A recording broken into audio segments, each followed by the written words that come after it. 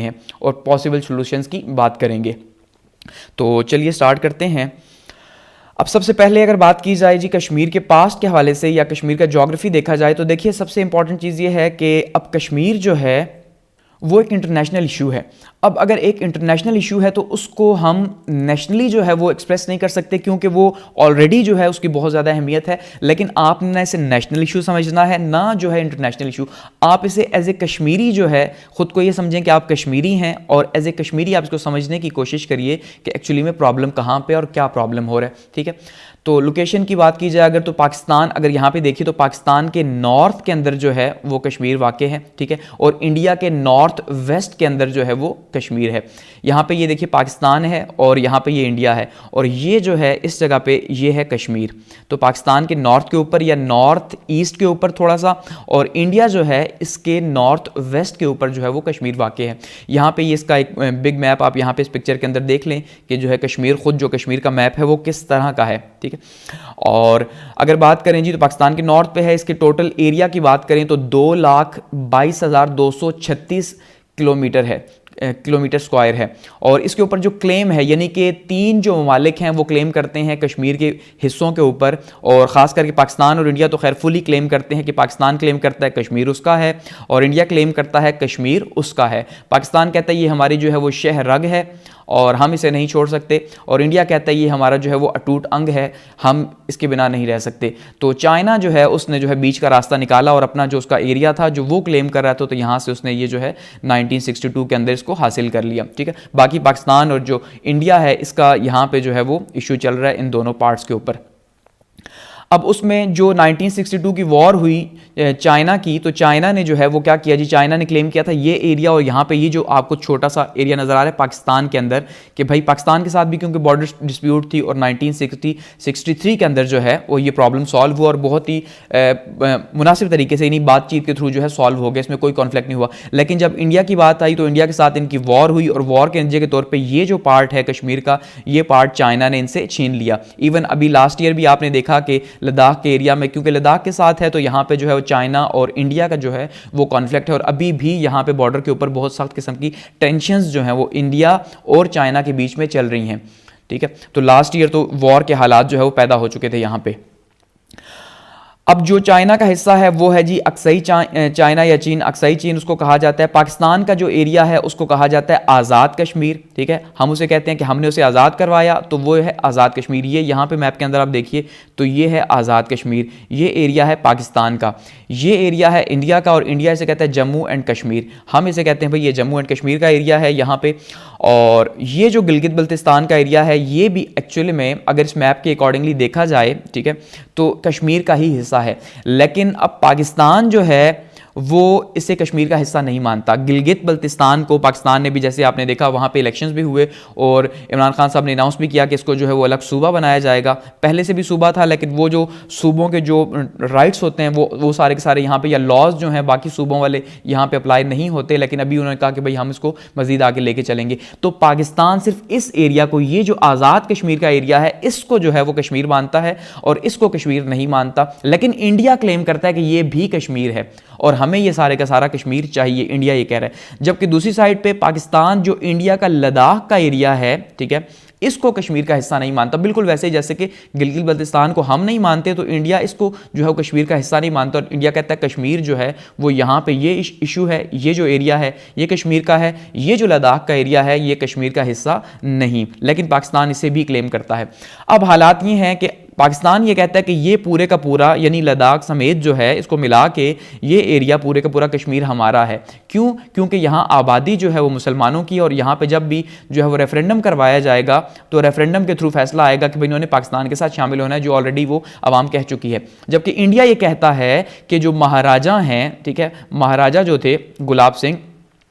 उसने ये फैसला किया था भाई डॉक्यूमेंट्स के अंदर कि भाई कश्मीर जो है इसकी एक्सेशन जो है वो इंडिया के साथ होगी, तो इसलिए ये सारे का सारा जो पाकिस्तान का गिलगित बल्तिस्तान का एरिया है, जो आज़ाद कश्मीर का एरिया, ये सारे का सारा एक्चुअल में डॉक्यूमेंट्स के अंदर जो है वो इंडिया का है, इंडिया का ये मानना है। और इंडिया ने अभी जो लॉ पास किया, ठीक है, उस लॉ के तहत जो है उन्होंने एक तो चेंज कर दिया इसका स्टेटस, स्पेशल स्टेटस चेंज किया, दूसरा जो है वो लद्दाख को इससे अलग करके एक सेपरेट यूनियन टेरिटरी बना दिया कि कल को अगर कश्मीर का इशू बनता भी है तो इस एरिया के ऊपर बने जिसको ये क्लेम करते हैं, इसके ऊपर ऊपर ना बने, बिल्कुल वैसे ही जैसे पाकिस्तान ने गिलगित बल्तिस्तान को सूबा बनाने की बात की कि यहाँ पे कल को अगर कोई इशू बनता भी है तो इस कश्मीर के ऊपर बने, यहाँ पे ना हो। तो ये हालात यहाँ पे इस टाइम पे फिलहाल पाकिस्तान और इंडिया के बीच में इस कश्मीर को लेके चल रहे हैं। ठीक है,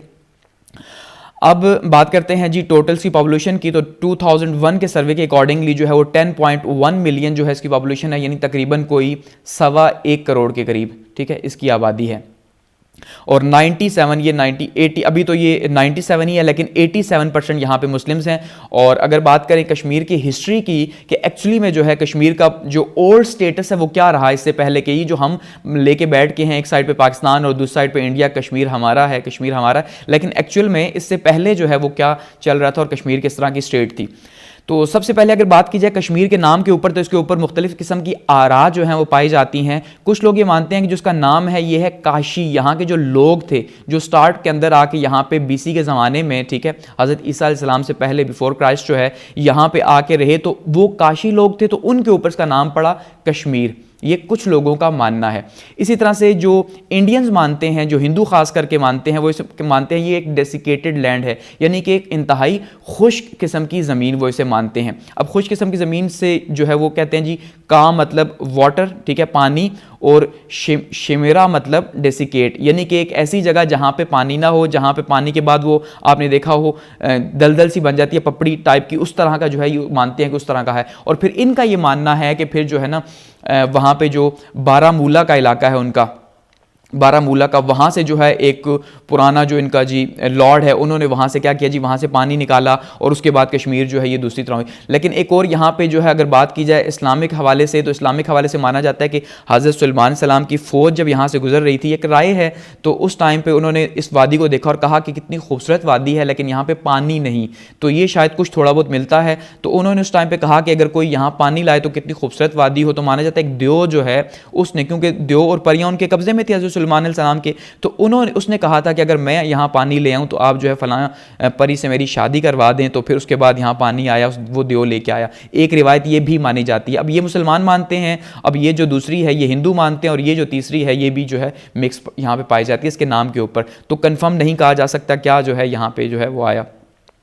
अब अर्ली रिलीजन की बात करें तो ऑब्वियसली सबसे पहले यहाँ पे हिंदुइज़्म था, क्योंकि हिंदुस्तान के अंदर है तो ऑब्वियसली यहाँ पे हिंदुस्तान में सबसे पहले हिंदू ही मौजूद थे, ठीक है। और उसके बाद जो है जब बुद्धिज़्म आया तो बुद्धिज़्म जो है 400 BC और 300 BC में, तो उस टाइम पे जो है यहाँ पे बुद्धिज़्म स्प्रेड हुआ, क्योंकि यहाँ पे साथ में जो एरिया है, अगर यहाँ इस नीचे वाले मैप में आप देखें तो ये जो तिब्बत का एरिया है और ये जो यहाँ पे नेपाल और भूटान है, तो यहाँ पे बुद्धिज़्म अभी इस टाइम पे रिलीजन है इनका, तो यहाँ पे भी जो है ये साथ में स्प्रेड हुआ उस टाइम के अंदर। उसके बाद यहाँ पे 13वीं सेंचुरी के अंदर जो है वो माना जाता है कि इस्लाम जो है फर्स्ट टाइम आया यहाँ पे। जब मुसलमानों का रूल स्टार्ट हुआ तो यहाँ पे आहिस्ता आहिस्ता लोग मुसलमान होना स्टार्ट हुए, और फिर साथ में सूफियों ने जो है वो हज़रत बुलबुल सरकार और इस तरह के जो है सूफिया ने जो है बहुत इंपॉर्टेंट रोल प्ले किया कश्मीर में इस्लाम फैलाने में। मुग़ल एम्पायर का ये पार्ट रहा। अकबर ने जो है सबसे पहले जो है अकबर द ग्रेट, उसने इसे फ़तह किया 1586 टू 1751 तक जो है ये इस रूल के अंदर रहा। उसके बाद मुग़ल रूल के अंदर, उसके बाद अफ़गान रूल के अंदर ये चला गया, और अफ़गान रूल के अंदर जो दुरानी एम्पायर थी, ठीक है जी, अहमद शाह अब्दाली का जो पोता था, तो अहमद शाह अब्दाली के पोते की जो यहाँ पे एम्पायर थी, तो उसके अंदर जो है यहाँ पे ये गई, और 1751 से लेके 1890 तक, यानी 1756 से 1819 तक जो है ये गई जी दुरानी एम्पायर के पास, यानी कश्मीरियों अफगान के पास। और उस टाइम पे दुरानी एम्पायर पे माना जाता है यहाँ पे 22 जो है वो इंडिपेंडेंट स्टेट्स थी, छोटी छोटी, और यहाँ पे 22 इंडिपेंडेंट स्टेट्स में से 16 जो है वो मुसलमान थी और 16 जो है वो हिंदू थी। ये इस तरह की कोई डिवीजन थी दुरानी एम्पायर के टाइम पे। उसके बाद क्या हुआ जी, अब दुरानी एम्पायर से जो है ये ट्रांसफ़र हो गया सिख रूल को, और रंजीत सिंह जो है जिसकी हुकूमत थी सिखों का, जिसने सबसे पहले यहाँ पे जो है हुकूमत बनाई थी, तो सिखों की हुकूमत कायम की, तो उस टाइम पे सिख हुकूमत में जो है ये चला गया, और 1819 में जो है रंजीत सिंह ने जो है इसे दुरानी एम्पायर से हासिल किया। क्योंकि रंजीत सिंह जो खुद है वो एक्चुअली में सबसे पहले दुरानी एम्पायर का जो है वो गवर्नर रहा, या जिसे राजा के टाइटल से लाहौर के तख्त के ऊपर बिठाया गया, ठीक है। तो उसी वजह से फिर इसने जब दुरानी एम्पायर कमज़ोर होने लगी अफगानिस्तान के अंदर, तो इसने क्या किया रंजीत सिंह ने, तो इसने आहिस्ता आहिस्ता फतूहात स्टार्ट कर दी, जिसमें अटक को फतह किया, पेशावर को फतह किया, मुल्तान को फतह किया, और साथ में कश्मीर को भी 1819 के अंदर जो है वो फतह कर लिया। फिर 1819 से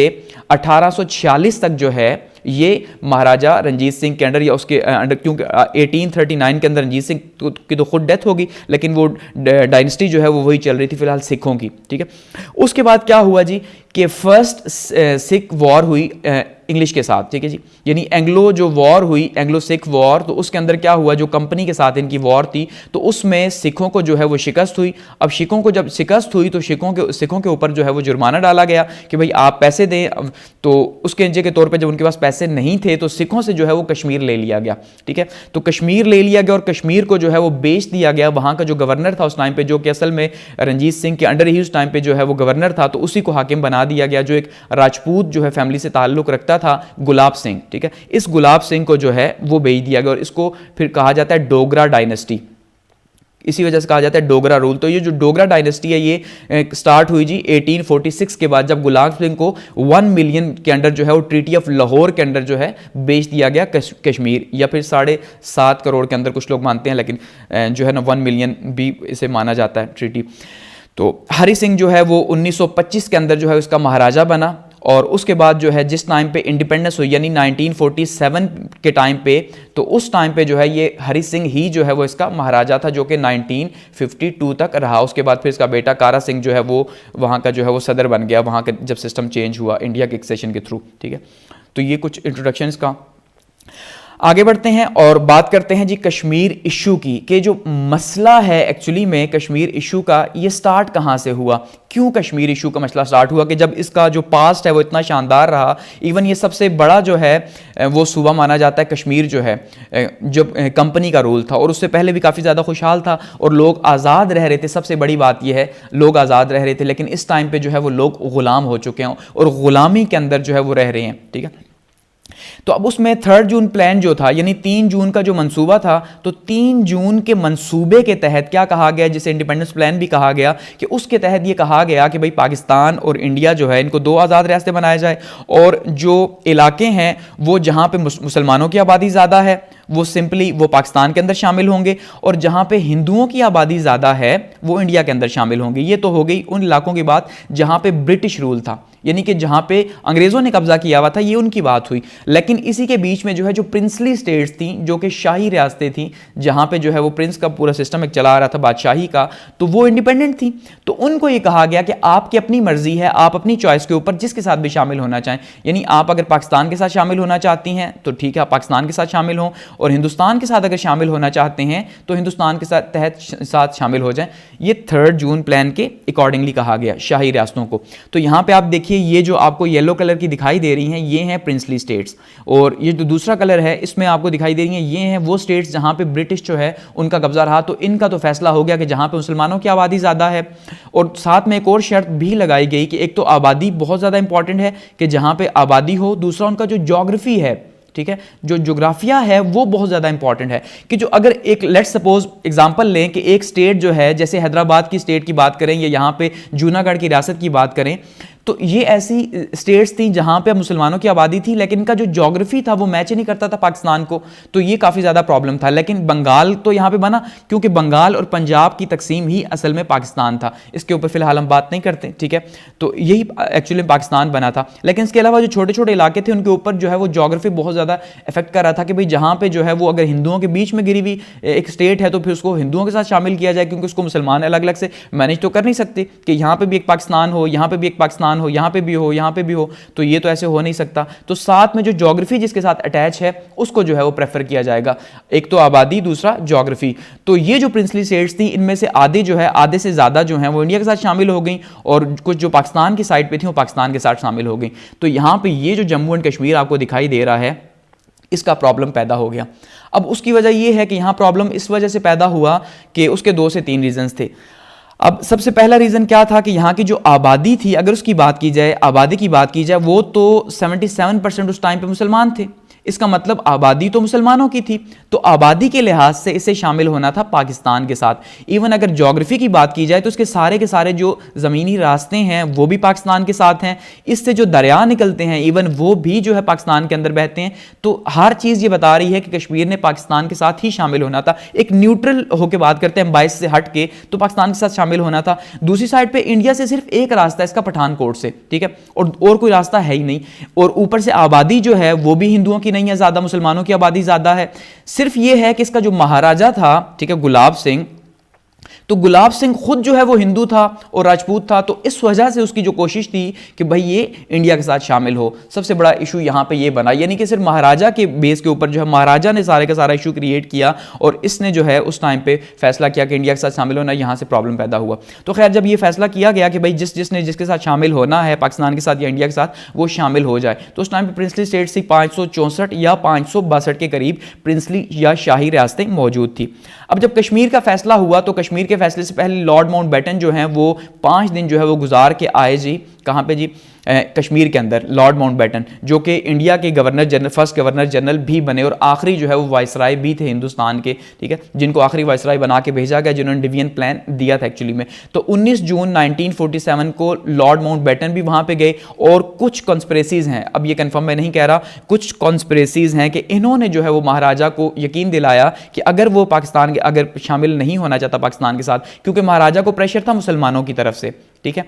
तो अगर वो मुसलमानों पाकिस्तान के साथ शामिल नहीं होना चाहता और इंडिया के साथ शामिल होना चाहता है तब भी उसे सपोर्ट किया जाएगा, ठीक है।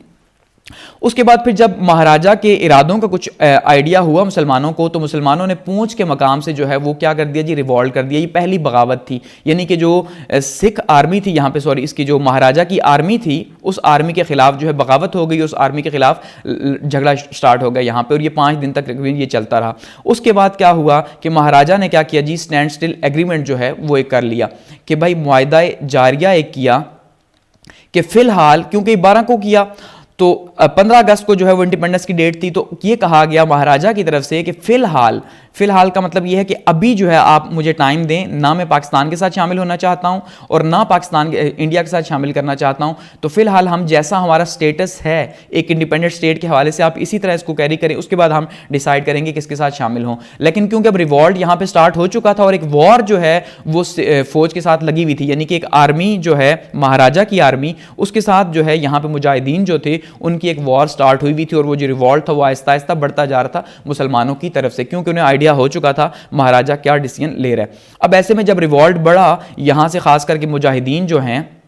शुमारी इलाका जात से, ये भी हेल्प के लिए पहुंचे वहाँ के मुसलमानों की, तो उस टाइम पे जो है महाराजा की फ़ौज के साथ, यानी एक साइड पे मुजाहिदीन थे और दूसरी साइड पे महाराजा की फ़ौज थी, तो इनके बीच में मुकाबला होता रहा। जब आहिस्ता आहिस्ता मुजाहिदीन आगे बढ़ना स्टार्ट हो गए, तो ऐसे महाराजा ने क्या किया जी, इंडिया से हेल्प मांग ली। अब देखें, हेल्प पहले मांगी लेकिन डॉक्यूमेंट बाद में साइन किया। उसके बाद जो है फिर 27 अक्टूबर 1927 को जो है वो इंडिया के साथ अलायंस का ऐलान भी कर दिया। अब यहाँ पे एक इंटरेस्टिंग बात ये है कि माना जाता है कि 26 को इसने अनाउंस किया महाराजा ने 26 अक्टूबर को कि भाई मुझे जो है वो इंडिया के साथ अलायंस करना, और इंडिया को कहा मैं आपके साथ अलायंस करना चाहता हूँ, ठीक है। पंडित नेहरू से बातचीत हुई।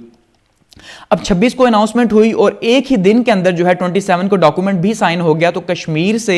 दिल्ली तक जो है वो एक दिन के अंदर ये पॉसिबल नहीं, कुछ ये मानते हैं हिस्टोरियंस के ऐसा पॉसिबल नहीं था, ठीक है। ये पहले से ही तय हो चुका था एक्चुअली में, इसी वजह से ही हुआ। तो 27 को वैसे ऑफिशियल डेट जो है इसकी है कि भाई इसने जो है वो इंडिया के साथ अलायंस कर लिया। और फिर जब ऑफिशियली इंडिया के साथ अनाउंस हुआ तो इंडियन एयरफोर्स जो है यहाँ पे जो आई और उसके बाद जो है यहाँ पे अपनी फौज आई, और जो आज तक वहाँ से वापस नहीं जा सकी, तो उसने आगे फिर यहाँ पे कंट्रोल संभाल लिया। और एक साइड पे वो फौज थी और दूसरी साइड पे जो है फिर पाकिस्तान की फौज को कहा गया। तो यहाँ पे जो जनरल ग्रेसी थे उन्होंने इनकार कर दिया फौज लेके जाने से कायद आजम की, लेकिन बाद में फिर फौज यहाँ पे गई और फर्स्ट जो है वो वॉर कश्मीर की यहाँ पे लड़ी गई, ठीक है। मुजाहिदीन भी थे, पाक फौज भी थी, दूसरी साइड पे महाराजा की फौज भी थी और इंडियन आर्मी भी वहाँ पे पहुँच चुकी थी। तो फर्स्ट वॉर लड़ी गई और फर्स्ट वॉर जो है ये अक्टूबर 22 से लेके जनवरी 5 तक जो है 1948 तक ये लड़ी गई, और अभी तक जो है फतूहात का सिलसिला जारी था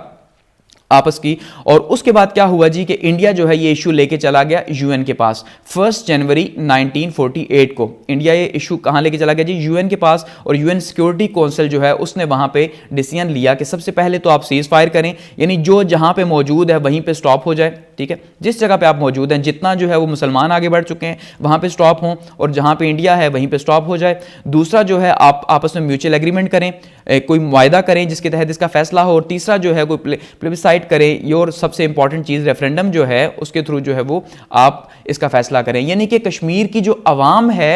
उससे जो है आप पूछें कि वो किसके साथ शामिल होना चाहती है। अब यहाँ पे फर्स्ट टाइम जो है यूएन जो है वो आवाम को बीच में लेके आ गई कि भाई आप जो है, यानी इंटरनेशनल फोरम के ऊपर भी फर्स्ट टाइम गया तो उन्होंने भी ये डिसीजन दिया कि ऐसा नहीं कि महाराजा ने फैसला कर दिया तो बात खत्म, क्योंकि महाराजा का फैसला आवाम नहीं मान रही। तो इसका मतलब ये है कि आप आवाम से पूछें कि वो किसके साथ शामिल होना चाहती है और आवाम के अकॉर्डिंगली रेफरेंडम करवाएं। तो उस टाइम पर तो रेफरेंडम की हामी भरी, लेकिन उसके बाद हमने देखा कि रेफरेंडम आज तक जो है वो 2021 आ गया, लेकिन कोई रेफरेंडम नहीं हो सका। तो यहाँ पे ये फर्स्ट वॉर जो है पाकिस्तान की और इंडिया की यहाँ पे स्टॉप हो गई कश्मीर इशू के ऊपर, लेकिन कश्मीर का कोई भी फैसला नहीं हो सका, सिवाय इसके कि जहाँ तक पाकिस्तान आर्मी पहुँची तो उसे कश्मीर जो है वो आज़ाद कश्मीर कहा गया, क्योंकि वो आज़ाद करवा लिया, जहाँ पे आज मुजफ्फराबाद है और हमारा कंट्रोल, और दूसरी साइड पर जो है वो जम्मू एंड कश्मीर जो है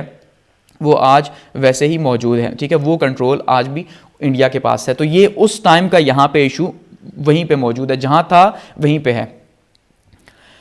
आगे बढ़ते हैं और उसके बाद बात करते हैं जी, यूएन ने इसके ऊपर 2 रेजोल्यूशंस जो हैं वो पास की, यानी 2 करारदादे जो हैं वो यूएन इसके ऊपर पास कर चुका है और ये कह चुका है कि आप रेफरेंडम करवाएं। आप जब तक रेफरेंडम नहीं करवाएंगे तो आवाम की मर्जी जो है वो सामने नहीं आएगी। तो इंडिया ये जानता है। अब देखिए यहाँ पे बायस्ड होने की ज़रूरत नहीं है। सिंपल बात ये है कि जब 77% उस टाइम पे मुसलमान थे तो ऑब्वियसली रेफरेंडम के थ्रू उन्होंने किसके साथ इल्हाक का फैसला करना है, पाकिस्तान के साथ। इसी वजह से तो रिवॉल्ट स्टार्ट हुआ था, सिंपल। तो इसमें तो कोई दो राय है ही नहीं, तो रेफरेंडम नहीं हो सका। एक जो है वो 13 अगस्त 1948 को रेजोल्यूशन पास की गई और दूसरी जो है 5 जनवरी 1949 को जो है करारदाद जो है वो पास की गई। यानी 2 करारदादें जो है वो यहाँ पे पास हुई। उसके बाद भी गाए बगाए करारदादें पास होती रहीं, ठीक है। और इंडिया ने जो है इस दौरान क्या किया जी,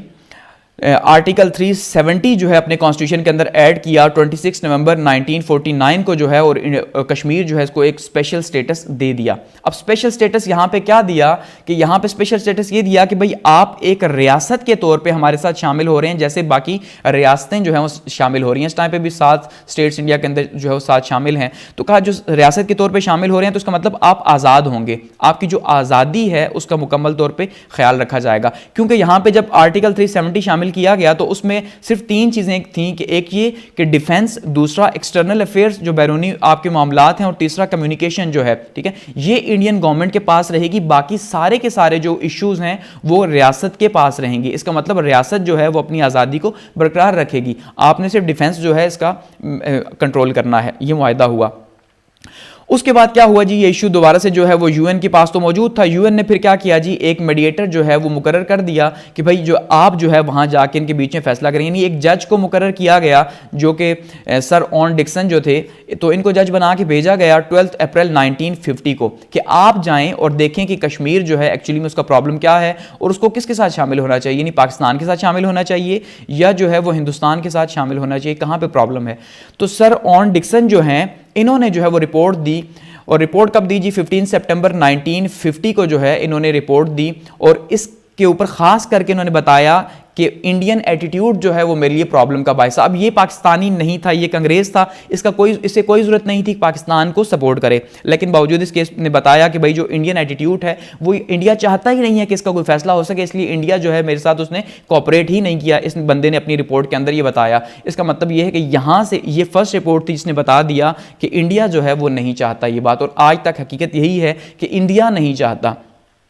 और डिक्सन रिपोर्ट जो है वो उसका कोई फैसला नहीं हो सका। उसके बाद इसी दौरान क्या हुआ जी कि इंडिया ने 1951 के अंदर इंडियन कश्मीर के अंदर इलेक्शन करवा दिए, यानी जम्मू एंड कश्मीर जो था वहाँ पे इलेक्शंस करवा दिए। तो इलेक्शन का मतलब क्या था कि भाई हम जो है इसका कंट्रोल ले चुके हैं और अब यहाँ पे हम बनाने जा रहे हैं हुकूमत, ठीक है। और कौन सी हुकूमत बनाने जा रहे हैं, एक रिपब्लिकन हुकूमत, यानी एक ऐसी हुकूमत जिसको अवाम चुने, ठीक है। तो अवाम चुनेगी, इसका मतलब अवाम चुनेगी का मतलब क्या है कि अब जब अवाम वहाँ की गवर्नमेंट को चुनेगी या इलेक्शन को चुनेगी तो ये जवाब खत्म हो जाएगा कि ये इंडिया के साथ शामिल नहीं होना चाहते। वो कि हम ये जानते हैं कि इलेक्शंस आज तक जो है वो धांधली की से ही होते रहे, लेकिन फिर भी उन्होंने ये जवाब दिया कि रेफरेंडम की ज़रूरत नहीं। क्यों? क्योंकि रेफरेंडम तब हो जब इलेक्शन ना हो। जब इलेक्शन हो रहे हैं तो ऑब्वियसली ये लोग हमें सपोर्ट कर रहे हैं, यहाँ के लोग। तो फर्स्ट टाइम यहाँ पे इलेक्शंस हो गए और शेख अब्दुल्ला जो है उसको प्राइम मिनिस्टर बना दिया गया, फर्स्ट प्राइम मिनिस्टर, ठीक है। बाद में जिस बेचारे को जेल भी जाना पड़ा शेख अब्दुल्ला को। तो उसके बाद क्या हुआ जी, लियाकत नेहरू मीटिंग हुई 1951 के अंदर। तो ये जो मीटिंग थी ये कॉमनवेल्थ के अंदर मीटिंग हुई, और लियाकत अली खान जो पाकिस्तान के पहले प्राइम मिनिस्टर थे और नेहरू जो है जवाहरलाल नेहरू वो इंडिया के फर्स्ट प्राइम मिनिस्टर थे। तो इनके बीच में मीटिंग हुई कि भाई इंडिया के ऊपर जो कश्मीर का इशू है इसके ऊपर मसला हल करना चाहिए, लेकिन फिर भी इस मीटिंग का कोई रिजल्ट नहीं निकल सका। और देखेंगे हम आगे कि कितनी ऐसी मीटिंग्स हुई लेकिन जिसमें कोई जो है रिजल्ट सामने नहीं आ सका, क्योंकि मीटिंग जो है वो डिपेंड करती है नीयत के ऊपर। तो फिर जब नीयत ना हो तो फिर मीटिंग का कोई फ़ायदा बनता नहीं। उसके बाद 1952 के अंदर दिल्ली एग्रीमेंट हो गया। ये जो दिल्ली एग्रीमेंट था इसमें जो है ये टर्म्स जो है वो तय की गई कि जो रियासत है यानी कि जो कश्मीर है जम्मू एंड स्टेट की, वो और जो इंडिया है हिंदुस्तान की यूनियन टेरिटरी है, इसके साथ इसके रिलेशंस कैसे होंगे और किस तरह हम इसको आगे लेके चलेंगे, ये एक एग्रीमेंट हुआ। और उसके बाद जब मोहम्मद अली बोगरा जो है वो पाकिस्तान के प्राइम मिनिस्टर बने तो नेहरू के साथ उनकी मीटिंग हुई 1953 के अंदर दोबारा से, क्योंकि पाकिस्तान में गाहे बगाए जब भी जो हुकूमतें आती रहीं, ठीक है, उन हुकूमतों ने ये कोशिश की कि किसी तरह से जो है ये मसला कश्मीर का सॉल्व किया जाए। तो इसी वजह से बोगरा भी आए, उनके साथ मीटिंग भी हुई लेकिन ये भी फेल हो गई, ठीक है। और ये जो मीटिंग है, अब इस मीटिंग में एक तो मीटिंग हुई कॉमनवेल्थ के अंदर, उसके बाद कराची के अंदर मीटिंग हुई, और उसके बाद दोबारा से दिल्ली के अंदर, यानी ये 3 मीटिंग्स हुई, एक मीटिंग नहीं हुई। कि जो फर्स्ट जो है वो देखिए मीटिंग हुई वो हुई जी लंदन के अंदर, ये कॉमनवेल्थ की मीटिंग थी, जितने भी कॉमनवेल्थ की कंट्रीज थे और उनकी मीटिंग थी वहाँ पे। उसी दौरान उसी माह के अंदर जो है वो कराची के अंदर मीटिंग हुई जो पाकिस्तान का फर्स्ट कैपिटल था, और उसके बाद जो है ये मीटिंग हुई दिल्ली के अंदर, और वहाँ पे फैसला कोशिश की गई कि किसी तरह से कश्मीर का जो इशू है उसको सॉल्व किया जाए। तो 3 मीटिंग्स हुई लेकिन इन 3 मीटिंग्स के नतीजे के तौर पे कोई भी रिजल्ट नहीं निकला। लेकिन इसके बाद क्या हुआ कि शेख अब्दुल्ला जो है उनके ऊपर एक इल्ज़ाम लगाया गया कश्मीर के अंदर, और उन्हें जो है जो कारा सिंह था, ठीक है जी, जो महाराजा का बेटा था और जो फर्स्ट प्रेसिडेंट बना था, तो उसने इल्ज़ाम लगा दिया शेख अब्दुल्ला के ऊपर कि आप जो है वो पाकिस्तान के साथ मिलके जो है वो इंडिया को आज़ाद करने की बात कर रहे हैं, इंडिया को आज़ाद स्टेट बनाना चाह रहे हैं। इसलिए उन्होंने इसे प्राइम मिनिस्टरशिप से हटाया और उन्हें जेल में डाल दिया। फिर बाद में जब इनके ऊपर ट्रायल चला, फिर जेल से निकले, फिर दोबारा ट्रायल चला, तो उसे कश्मीर कॉन्स्पिरेसी केस कहा गया कि भाई ये पाकिस्तान के साथ शामिल होकर मिल के इंडिया को आज़ाद करवाना, कश्मीर को आज़ाद करवाना चाहते हैं। तो ऐसे में क्या हुआ कि उन्हें जेल भी जाना पड़ा, और फिर उसके बाद उन्हें जो है फिर आज़ाद कर दिया गया, लेकिन उन्हें जो है अच्छा खासा टाइम जेल के अंदर गुजारना पड़ा। 17 नवंबर 1956 को जो है वो कश्मीर का फर्स्ट कॉन्स्टिट्यूशन भी जो है वो पास हो गया, उनकी जो लेजिस्लेटिव असेंबली थी वहाँ से। तो इसका मतलब अब वहाँ पे आहिस्ता आहिस्ता ऐसे इकदाम हो रहे थे जो इकदाम ये बताते कि भाई हम एक रियासत हैं और हम जो हैं वो मुतमईन हैं। अब क्योंकि कॉन्स्टिट्यूशन भी बन रहा है, इसका मतलब लॉज बन रहे हैं, इंडिया के साथ रेफरेंडम हो गया, इंडिया के साथ जो है इलेक्शन भी हो रहे हैं, उनके अलायंस भी हो गया, तो आहिस्ता आहिस्ता इंडिया जो है अपना कंट्रोल जो है कश्मीर के ऊपर आहिस्ता आहिस्ता बढ़ाता जा रहा है। जो साइड लाइन पर जो मीटिंग्स हैं वो फिलहाल सिर्फ जो है वो दिखावे के लिए तो हो रही हैं, अदरवाइज उनके ऊपर कोई डिसीजन नहीं हो रहा कि क्या डिसीजन जो है वो हो सके। आगे बढ़ते हैं और अब बात करते हैं डिकेड्स के हिसाब से कि किस किस डिकेड के अंदर जो है कश्मीर के ऊपर क्या क्या प्रोग्रेस हुई और उसका क्या क्या रिजल्ट निकला। बात करते हैं 1960 की कि 1959 के अंदर जो है जब अयूब खान जो है उन्होंने मार्शल लॉ लगाया, ठीक है, सिकंदर मिर्जा ने मार्शल लॉ लगाया, उससे अयूब खान ने जो है वो टेक ओवर किया। तो अयूब खान जो है उन्होंने भी जो है, अब जैसे मैंने कहा कि जो भी हमारा प्रेसिडेंट या प्राइम मिनिस्टर आया उसने पूरी कोशिश की कि कश्मीर का इशू जो है वो सॉल्व होना चाहिए, क्योंकि पाकिस्तान और इंडिया के बीच में जो है वो हालात को नॉर्मल नहीं होने दे रहा था। तो ऐसे में जो है वो कश्मीर के इशू के ऊपर जो संजीदगी से दोबारा से सोचा गया अयूब खान की तरफ से। तो अयूब खान ने 1959 के अंदर एक तो मीटिंग की, यानी 3 मीटिंग्स अयूब खान ने भी जो है कश्मीर को लेके की, लेकिन एक्चुअल में उनका भी रिजल्ट कोई नहीं निकला। पहली मीटिंग दिल्ली के अंदर हुई सितंबर 1959 के अंदर, दूसरी मीटिंग जो है वो लंदन के अंदर हुई कॉमनवेल्थ में 1960 के अंदर, और थर्ड मीटिंग जो है वो कराची के अंदर हुई 1960 के अंदर। यहां पे जो है ये सिंध तास मुआहदा जो है ये साइन किया गया 1960 के अंदर, जिसमें पाकिस्तान के दरियाओं का जो इशू था पाकिस्तान इंडिया के बीच में उसको सॉर्ट आउट किया गया। तो यहाँ पे ये मीटिंग हुई थर्ड, लेकिन कोई भी फायदा नहीं हो सका इन मीटिंग्स का भी, यानी अयूब खान की तीनों मीटिंग्स हो गई फेल।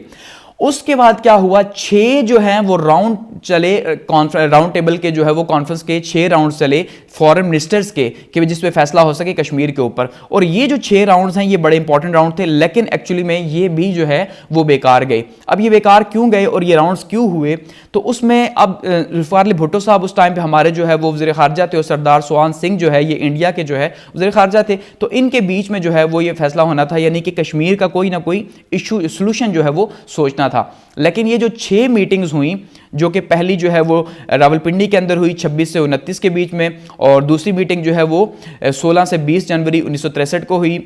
तीसरी मीटिंग जो है वो 8 से 10 फरवरी को 1963 के अंदर कराची में हुई, और चौथी जो है वो 12 से 14 मार्च जो है 1963 में कलकत्ता के अंदर हुई। 21 से 25 अप्रैल 1963 को कराची के अंदर 5वीं मीटिंग हुई, और छठी मीटिंग जो है वो 15 से 16 मई 1963 को जो है वो दिल्ली के अंदर हुई। अब ये 6 मीटिंग्स हुई क्यों, सबसे इंपॉर्टेंट ये है, और ये फेल हो गई। फेल तो हुई इस वजह से क्योंकि जो इंडियन एटीट्यूड था वो चाहता ही नहीं था, कि इंडिया चाहता है जब सोल्यूशन चाहता ही नहीं था, इसी वजह से तो उसने वहां पे इलेक्शंस करवाए और पूरे का पूरा एक सिलसिला जो है वो लेके चला। अगर वो चाहता तो सोल्यूशन तो हो जाता। तो अब यहां पे ये मीटिंग्स इस वजह से हुई क्योंकि इसके पीछे जो है वो यूएस और यूके का बहुत ज्यादा प्रेशर था। एक तो कॉमनवेल्थ का बहुत ज्यादा प्रेशर था, ठीक है, यूके की तरफ से, दूसरा जो है वो यूएस का प्रेशर था। और यूएस का प्रेशर क्यों था, उसके पीछे जो है वो रीजन था, एक तो रशिया यानी कोल्ड वॉर एक तो रीजन था, और दूसरा उसके पीछे जो है वो चाइना जो है वो रीजन था। देखिए मीटिंग स्टार्ट होती है 1962 के अंदर, और 1962 के अंदर ही जो है इंडिया का जो है वो बॉर्डर डिस्प्यूट होती है चाइना के साथ, कि चाइना जो है उसके डिस्प्यूट का पूरी जंग होती है इंडिया की चाइना के साथ। तो वहां पे जो है ये फैसला किया जाता है यूएस के अंदर कि अगर हमने ये इशू सॉल्व ना करवाया तो नतीजा क्या होगा कि चाइना को जो है वो पाकिस्तान ज्वाइन कर लेगा, क्योंकि उस टाइम पे चाइना की हालत ऐसी तो थी नहीं जैसे आज चाइना जो है सुपर पावर बना हुआ है, ये इकोनॉमिक पावर है, तब तो ऐसा नहीं था, नया नया आज़ाद हुआ था। तो ऐसे में जो है यूएस जो है ये चाहता था कि भाई पाकिस्तान जो है ये ज्वाइन ना करे चाइना को, क्योंकि अगर पाकिस्तान चाइना को ज्वाइन करेगा तो ये काफ़ी ज़्यादा प्रॉब्लम हो जाएगी। और पाकिस्तान के भी इवन इतने ज़्यादा अच्छे हालात थे ही नहीं, चाइना के साथ अभी इतने ज़्यादा रिलेशंस नहीं बिल्ड हुए थे। तो पाकिस्तान का अपना इशू कश्मीर के ऊपर चल रहा था। ऐसे में जो है वो यूके और यूएस दोनों ने जो है वो सपोर्ट किया कि पाकिस्तान कहीं जो ट्रीटी है, खास करके सेंटो की जो ट्रीटी है, कहीं उससे बाहर ना हो जाए। क्यों? क्योंकि अगर सेंटो की ट्रीटी बाहर हो गया तो इसका मतलब जो है रशिया को आज़ादी मिल जाएगी आगे बढ़ने की, और आज़ादी मिलेगी तो इसका मतलब जो है वो सोशलिज्म जो है या कम्युनिज्म जो है वो तेज़ी से स्प्रेड करेगा और अमेरिका जो है वो लॉस में जाएगा। तो ऐसे में अमेरिका जो है वो ये चाहता था कि पाकिस्तान उसके साथ रहे और इंडिया के ऊपर अटैक ना करे, चाइना को सपोर्ट ना करे, ठीक है। ऐसे में जो है इस वजह से इन्होंने प्रेशराइज किया और ये मीटिंग्स करवाई गई। तो ये 6 राउंड्स हुए, 6 मुख्तलिफ राउंड्स, लेकिन ये 6 राउंड्स जो है वो एट द एंड फेल हो गए। और हर बार जो है इसका इशू यही निकला कि इंडिया जो है वो इसका सोल्यूशन नहीं चाहता, ठीक है। उसके बाद क्या हुआ जी, जब ये फेल हुए तो फिर आगे मामलात बढ़े और उसके बाद 1965 की जो है वो वॉर हो गई, यानी कि 1965 की जो जंग है वो भी कश्मीर की वजह से ही हुई। अब जब कश्मीर का सोल्यूशन फेल हो गया तो यहाँ पे जो जुल्फ़िकार अली भुट्टो थे उन्होंने फिर जो है एक प्लान बनाया जिसके तहत कश्मीर को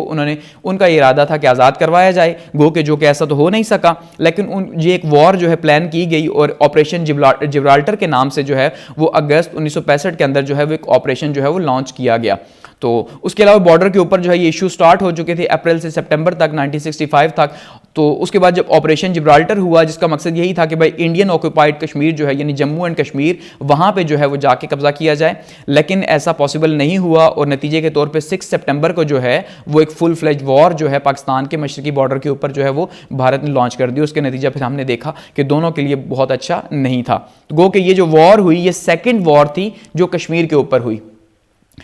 उसके बाद बात करते हैं जी इसके बाद जो है वो मुआहिदा ताशकंद हुआ जो 1966 के अंदर हुआ, ताशकंद डिक्लेरेशन, लेकिन उसके अंदर कोई खास बात कश्मीर के हवाले से नहीं की गई। सिर्फ ये कहा गया कि दोनों ममालिक जो है वो आपस के जो प्रॉब्लम्स है उन्हें मिल के म्यूचुअली जो है वो सॉल्व करेंगे।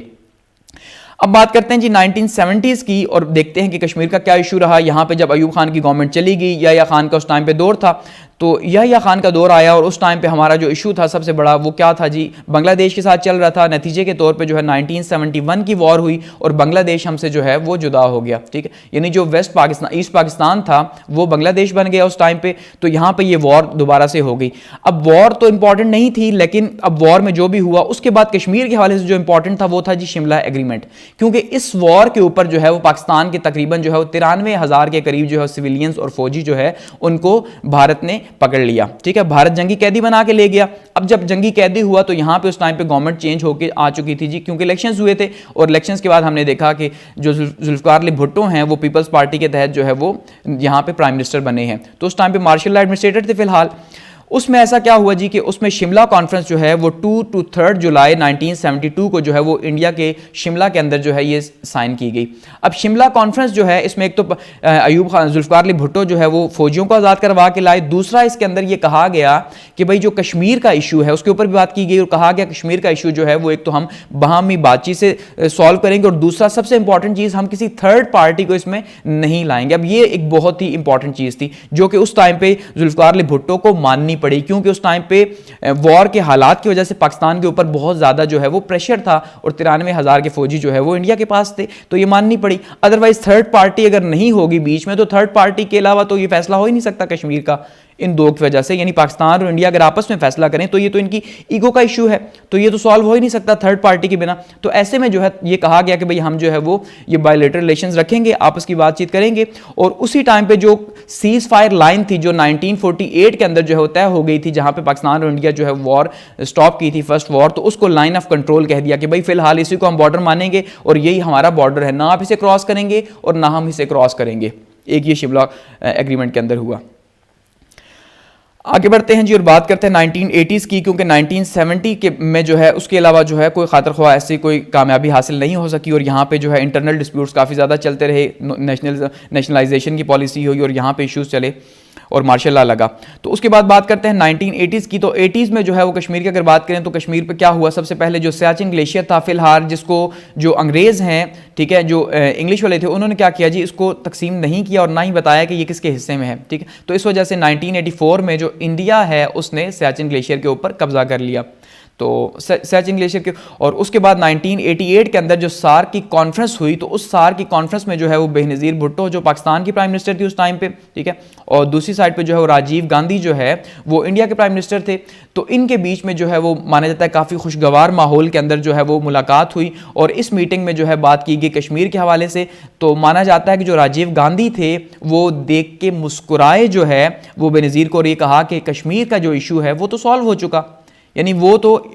इनके अकॉर्डिंगली, इंडिया के अकॉर्डिंगली, राजीव गांधी जो है उनके अकॉर्डिंगली कश्मीर का इशू सॉल्व हो चुका, उस पर हम कौन सी बात करेंगे जब बेनज़ीर भुट्टो ने बात करनी चाहिए। तो गो कि यहाँ पे ये ज़रूर कहा गया कि कश्मीर के अंदर जो है वो पाकिस्तान जो मिलिटेंसी है उसको सपोर्ट नहीं करेगा और बेनज़ीर भुट्टो ने इसके ऊपर जो है वो हामी भरी कि हम ऐसा कुछ भी नहीं करेंगे। लेकिन उसके बाद क्या हुआ, अगले ही साल 1989 के अंदर जो है वो मुजाहिदीन जो है वहाँ पे उनकी अपराइजिंग स्टार्ट हो गई और अगले जो 10 साल हैं काफ़ी ज़्यादा खौफनाक रहे वो कश्मीर के हवाले से, क्योंकि अगले 10 सालों में कश्मीर के अंदर मुजाहिदीन का बहुत ज़्यादा जोर रहा। यहाँ पे जो है इसके ऊपर इल्ज़ाम भी लगा कि जो पाकिस्तान है वो एक्चुअली में इनको ट्रेन कर रहा है, पाकिस्तान के अंदर इनके ट्रेनिंग कैंप्स है और यहाँ पर एक लंबा सिलसिला शुरू हो गया कि भाई अब जब कश्मीर का फैसला नहीं होना तो फिर वहाँ पर कश्मीरी मुजाहिदीन जो हैं वो सामने आ गए कि अब हम जो है अपना फैसला खुद ही करते हैं। तो फिर वहाँ पर ये माना जाता है कि ISI जो है वहाँ पे उनको ट्रेन करती रही, फंडिंग करती रही, गो कि इसके अभी कोई शवाहिद नहीं, लेकिन इंडिया का ये इल्ज़ाम था इंडिया की तरफ से कि भाई पाकिस्तान ऐसा करता है और ये इसके बाद बहुत ज़्यादा हो गया। यानी कि एक साल पहले जो है वो पाकिस्तान और इंडिया के हालात ठीक हुए और उसके बाद एक साल के बाद दोबारा से जो है वो हालात शदीद किस्म के ख़राब हो गए। उसके बाद 1990 के अंदर जो है, क्योंकि मैंने कहा 10 साल काफ़ी ज़्यादा टफ रहे कश्मीर के अंदर, तो 1990 के अंदर कश्मीर में जो है वो फिर काफ़ी ज़्यादा किलिंग भी हुई, यहाँ पे बहुत ज़्यादा शहादतें हुई और बहुत ज़्यादा यानी कश्मीर के हालात ख़राब रहे। उसके बाद 29 जुलाई 1998 को जो है वो कोलंबो के अंदर जो है वो सार्क की जब कॉन्फ्रेंस हुई तो दोबारा से वहाँ पे कश्मीर की बात की गई, क्योंकि सार्क की जब कॉन्फ्रेंस हुई वहाँ पे जो है बात तो की गई, लेकिन एक्चुअली में सार्क के अंदर जो है वो सबसे इंपॉर्टेंट चीज़ ये है कि हिंदुस्तान जो है उसी की मोनोपोली है, वही पावरफुल है। इस वजह से जो है वो सार्क के जो बाकी कंट्रीज़ हैं वो दबे लफ्ज़ों में बात तो करते हैं लेकिन खुल के कोई भी कश्मीर को सपोर्ट नहीं करता, ठीक है। तो इस वजह से यहाँ पर भी इसका कोई फैसला नहीं हो सका बातचीत। उसके बाद लाहौर डिक्लेरेशन जो है 1999 के अंदर जो है ये साइन हुआ और उस टाइम पे अटल बिहारी वाजपेयी और नवाज शरीफ के बीच में, ठीक है, और फरवरी 20 को 1999 को जो है ये लाहौर डिक्लेरेशन साइन हुआ, जिसके अंदर ये कहा गया कि कश्मीर की जो मसला है इसे बातचीत के थ्रू हल किया जाएगा और सबसे इंपॉर्टेंट चीज़ जो है हम कश्मीर को छोड़ के बाकी बहुत से मामलात हैं जिनके ऊपर बातचीत कर सकते हैं, लेकिन कश्मीर का इशू भी हम बातचीत के थ्रू सॉल्व करेंगे और पाकिस्तान और इंडिया अपने रिलेशंस को नॉर्मल करने की कोशिश करेगा। यानी यहाँ पे दोबारा से कश्मीर के लिए कुछ ना कुछ ट्राई हुआ। उसके बाद क्या हुआ, म्यूचुअल टॉक्स पे यहाँ कहा गया, लेकिन इसके बाद कारगिल वार स्टार्ट हो गई। यहाँ पे जनरल मुशर्रफ साहब जो हैं उन्होंने जो है वो कारगिल वार स्टार्ट कर दी और उनका फिर दोबारा से वही ख्याल था कि किसी तरह से अगर हम कारगिल का जो है वो एक रूट कट कर दें, वहाँ पे जाके चौकियों पे कब्जा कर लें, जिस टाइम पे जो सर्दियों में जो है वो भारतीय फौजी जो है नीचे आते हैं, तो उस टाइम पे उन्होंने प्लान बनाया। लेकिन कारगिल वार जो है वो भी एक ऑपरेशन था, गो कि छोटा सा पाकिस्तान आर्मी की तरफ से, वो भी जो है एक फुल फ्लेज वॉर के अंदर चेंज हो गया और 1999 की जो है ये वॉर हुई काफ़ी ज़्यादा। उसके बाद वाशिंगटन डिक्लेरेशन के तहत जो है इसको जो है वो ख़त्म किया गया, अदरवाइज़ ये भी काफ़ी ज़्यादा प्रॉब्लम था पाकिस्तान के लिए। और ऐसे में नवाज शरीफ जो है वो इल्ज़ाम लगाते रहे मुशर्रफ के ऊपर और मुशर्रफ जो है वो इल्ज़ाम लगाते रहे नवाज शरीफ के ऊपर कि भाई अगर नवाज शरीफ बीच में ना आते, वाशिंगटन डिक्लेरेशन ना होता, तो हम कश्मीर को आज़ाद करवा लेते, क्योंकि कारगिल के पे यहाँ इनका कब्जा हो चुका था और तकरीबन 130 के करीब जो चौकियाँ थीं उस पर भी कब्जा हो चुका था और बहुत ज़्यादा आगे जा चुकी थी पाकिस्तानी फ़ौज, ठीक है। और मुशर्रफ जो है मानते हैं, जबकि नवाज शरीफ ये मानते हैं कि मुशर्रफ ने उन्हें बताए बगैर जो है ये पूरे का पूरा इशू जो है वो वहाँ पे लेके गए और उस तरह से ऑपरेशन करवाया, तो ये भी काफ़ी ज़्यादा हालात ख़राब हुए। तो मई से जुलाई ये इशू चलता रहा, यानी कि वो हालात जो पहले थोड़े से नॉर्मल हुए थे फिर से ख़राब हो गए कश्मीर के ऊपर। उसके बाद जो है वो क्या हुआ जी,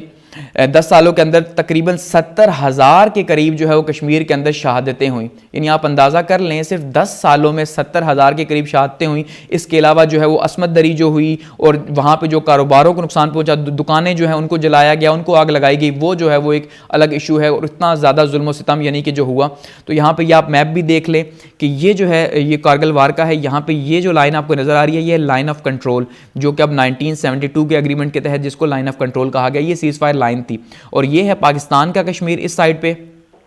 ये साइड पे जो है जम्मू एंड कश्मीर है। तो यहाँ पे ये है कारगिल, ये काफ़ी ज़्यादा जो है वो इंडिया की साइड पे अंदर आके यहाँ पे ये कारगिल आता है। तो यहाँ पे जो है कैप्चर किया गया और कोशिश की गई कि ये जो इनका हाईवे है इसको यहाँ से तोड़ा जाए, इसका लिंक जो है, ताकि यहाँ पे जो फौज है वहाँ उसकी पहुँच ना हो सके। लेकिन बाद में हमने देखा कि फिर वो उसका क्या रिजल्ट निकला। आगे बढ़ते हैं और बात करते हैं 2000 की। और 2000 के अंदर अगर हम बात करें कि क्या इंपॉर्टेंट हुआ, तो उसमें सबसे पहले 2001 के अंदर जो है वो आगरा समिट जो है ये काफ़ी ज़्यादा इंपॉर्टेंट था, क्योंकि जब 1999 के अंदर मार्शल लॉ लगा और नतीजे के तौर पे नवाज शरीफ को घर भेज के मुशर्रफ जो हैं वो पाकिस्तान के चीफ एग्जीक्यूटिव बने। तो चीफ एग्जीक्यूटिव बने तो मुशर्रफ ने भी दोबारा से कोशिश की हालात को नॉर्मल करने की।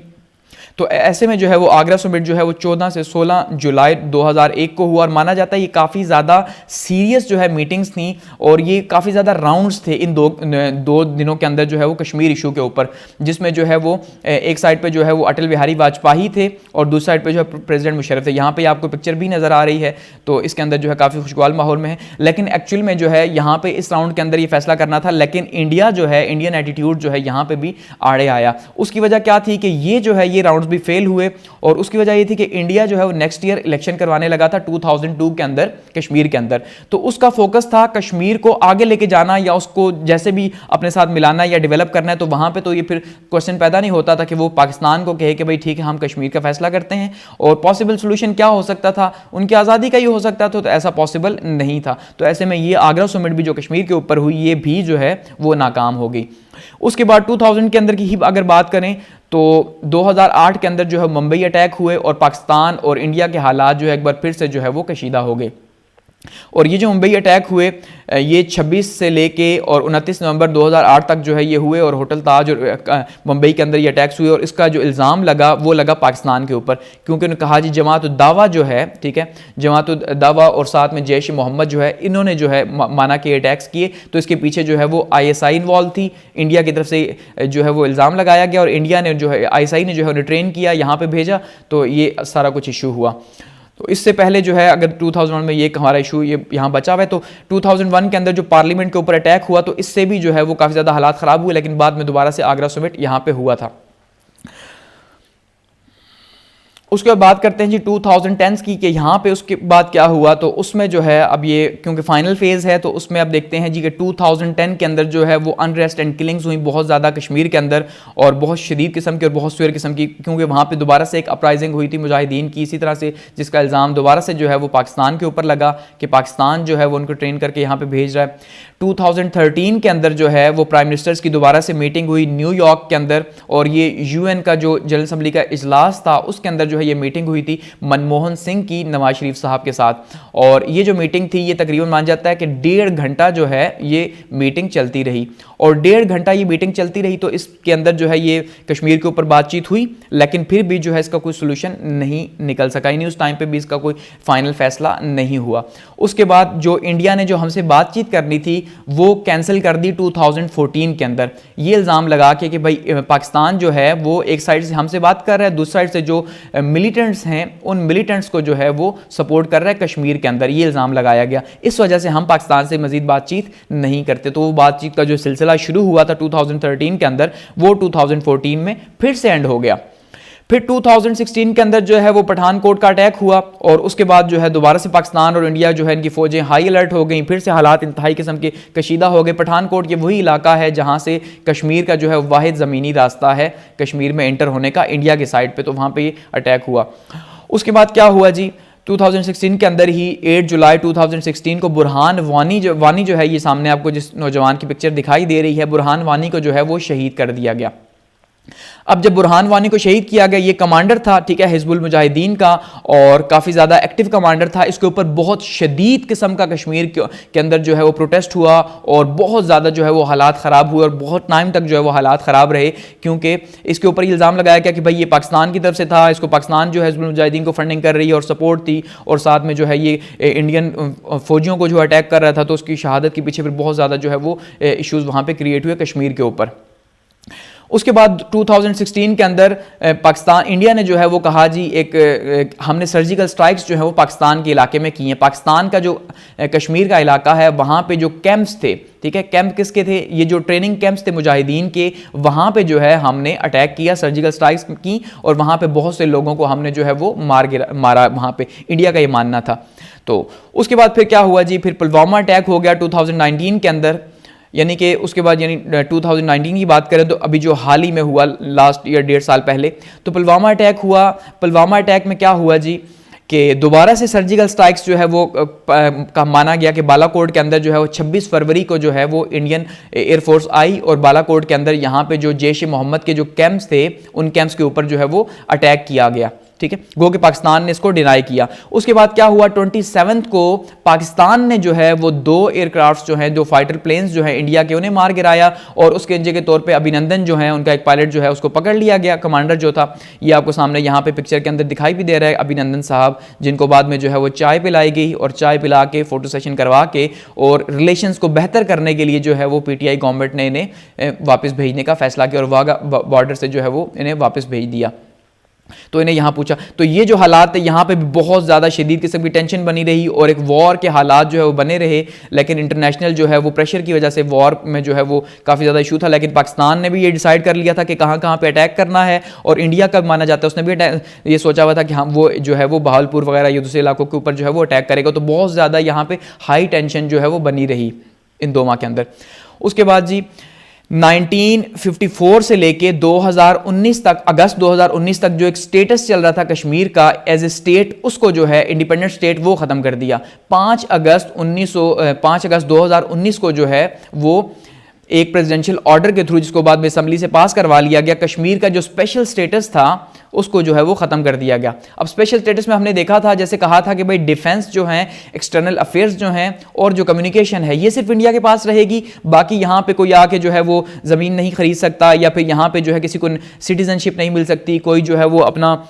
डोमिसाइल यहाँ पे नहीं बनवा सकता, ठीक है। तो ये बातें जो है, और इसके अलावा बहुत ज़्यादा वो जो सिटीजनशिप के जो लॉज वगैरह हैं वो तय भी जो है वो किसने करने थे, स्टेट ने तय करने थे। तो इनको ख़त्म कर दिया, जब स्पेशल स्टेटस को ख़त्म किया और आर्टिकल 35A को रिमूव कर दिया, तो इसके बाद क्या हुआ जी, वहाँ पे जो है वो लॉकडाउन हो गया, ठीक है। और ये जो लॉकडाउन है ये तकरीबन अभी भी जो है वो चल रहा है, कि कुछ नरमी है, लेकिन पिछले 6 माह जो है वो बहुत ज़्यादा सख्त किस्म का लॉकडाउन था, जिसके अंदर जो है वो किसी को भी घर से निकलने दिया गया। तो ये स्पेशल स्टेटस चेंज करके इंडिया ने ये कोशिश की कि इस कश्मीर को अपने साथ मिलाए, और जो लद्दाख का एरिया था उसको इंडिया ने कश्मीर से अलग करके एक और यूनियन टेरिटरी जो है उसको बना दिया, ताकि उसको कश्मीर के साथ अलायंस न किया जाए। उसके बाद से आपने देखा कि ये इशू जो है वो और ज़्यादा हाईलाइट हुआ, और ज़्यादा इंटरनेशनल हुआ, पाकिस्तान ने डिफरेंट फोरम्स के ऊपर जो है इसको उठाया, और ये जो उन्होंने लॉ पास किया था इसमें कहा कि 31 मार्च 2020 तक जो है ये लॉज वही चलेंगे जो स्टेट के लॉज हैं, लेकिन इसके बाद जो है वो सारे के सारे वो लॉज जो इंडियन लॉज हैं, इंडियन कॉन्स्टिट्यूशन जो है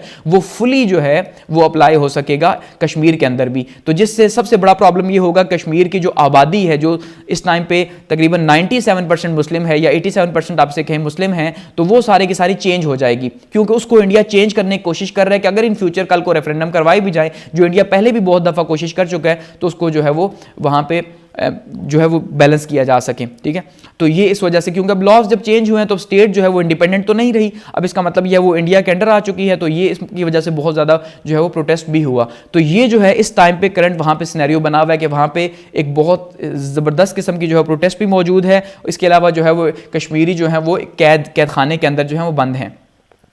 अब यहां पे अगर आप देखिए पॉसिबल सॉल्यूशंस की बात की जाए कि पॉसिबल सॉल्यूशंस क्या हैं,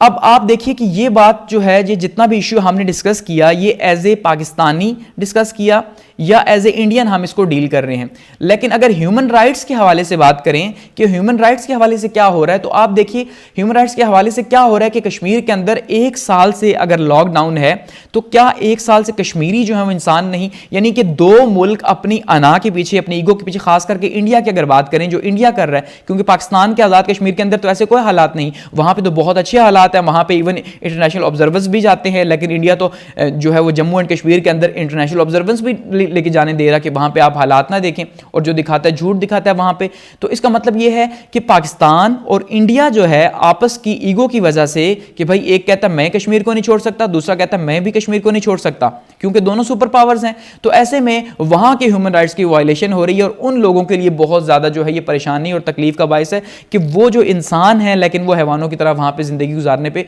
महरूम है, और उनकी कोई भी जो है फंडामेंटल राइट्स नहीं, वो राइट्स जो वो पैदाइश के टाइम पे अपने साथ लेके आए थे कि भाई हम आजादी से जीत सकते हैं, हम आजादी से काम कर सकते हैं, लेकिन ऐसा वहां पे कुछ भी नहीं।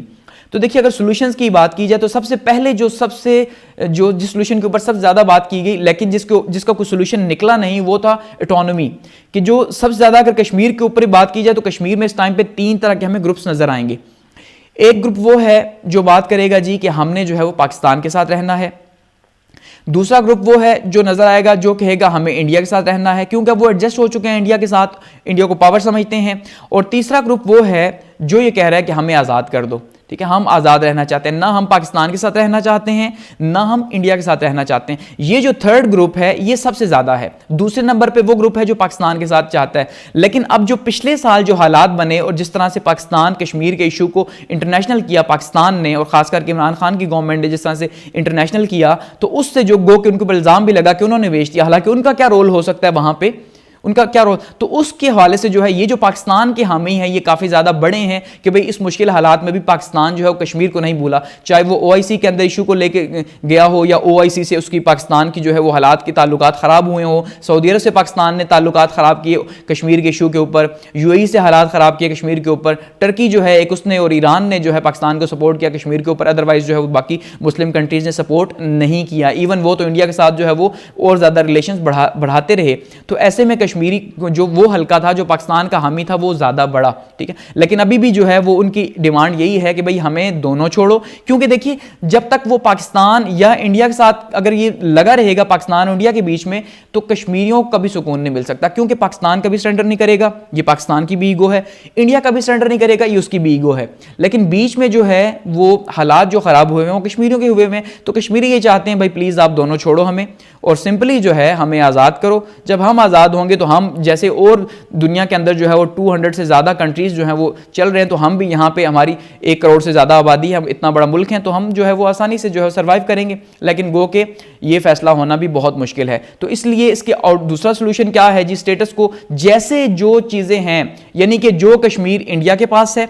जो हिंदुस्तान के पास है, हिंदुस्तान उसे अपने पास रखे। जैसे उसने अभी लॉस पास किए कि भाई ये कश्मीर अब हमारा है, लेकिन साथ में उसका ये क्लेम भी खत्म नहीं हो रहा कि जो पाकिस्तान का कश्मीर है वो कहता है वो भी हमारा है, क्योंकि डॉक्यूमेंट्स में वो हमारा है, महाराजा ने हमें कहा कि आपके साथ अलायंस है, तो इस वजह से वो उसके ऊपर भी डिमांड कर रहा है। और दूसरा जो पाकिस्तान की साइड पर कश्मीर है, आज़ाद कश्मीर, पाकिस्तान उसको मान ले, यानी पाकिस्तान अपने कश्मीर के ऊपर काम करे, इंडिया अपने कश्मीर के ऊपर काम करे, और यहाँ पर ये सोल्यूशन खत्म हो जाए। और ये यहाँ पर जो 9 लाख की एक फौज मौजूद है इंडिया की जो जुल्म सितम कर रही है, उसको यहाँ से रिमूव कर दिया जाए, खत्म कर दिया जाए, ये स्टेटस को बरकरार रखना। और थर्ड क्या है जो सबसे सिंपल है लेकिन सबसे टफ है, जो पिछले 73 सालों के अंदर नहीं हो सका, और वो है यूएन की रेजोल्यूशंस के अकॉर्डिंगली जो है। अब यूएन क्या कहता है, सिंपल कि भाई रेफरेंडम करवा दो, अवाम से पूछ लो अवाम क्या चाहती है, बात खत्म। अब अगर बात अवाम की ही है तो अवाम तो आजादी की भी बात कर रही है, अब अवाम पाकिस्तान से अलायंस की बात भी कर रही है, तो इसका मतलब ये जो रेफरेंडम है ये तो होने नहीं है। लेकिन अगर इंटरनेशनल कम्युनिटी प्रेशराइज करे, यूएन अपना वाकई में रोल प्ले करे जैसे दूसरे ममालिक के लिए करता है, तो फिर यहां पे जो है वो पॉसिबल सॉल्यूशंस हो सकते हैं। अदरवाइज अगर पाकिस्तान और इंडिया जब तक अपनी ईगो में रह के सोचेंगे तो यहां पे एक फौज के ऊपर भी बजट लगाते रहेंगे, क्योंकि यही तो पाकिस्तान और इंडिया के बीच का सबसे बड़ा इशू है। तो इस वजह से जो है ना फिर इसका सोल्यूशन भी नहीं होना। तो एक्चुअली में इसके यही 3 सोल्यूशन है, या तो यूएन की रेजोल्यूशंस के अकॉर्डिंगली, या फिर इसको इसी तरह से मान लिया जाए जो कश्मीर 73 सालों से जैसे माना जा रहा है कि भाई जो कश्मीर आपके पास है उसे आप मैनेज करें, आप उसे एडमिनिस्ट्रेट करें, जो पाकिस्तान के पास है पाकिस्तान करें, और तीसरा या फिर जो है वहाँ पर ऑटोनॉमी उनको दे दी जाए, एक अलग से मुल्क बना दिया जाए। ये इसकी पॉसिबल सोल्यूशंस हैं। तो यहाँ पर जो है इसको एंड करते हैं इस वीडियो को, और फीडबैक के लिए जो है वो कमेंट सेक्शन मौजूद है।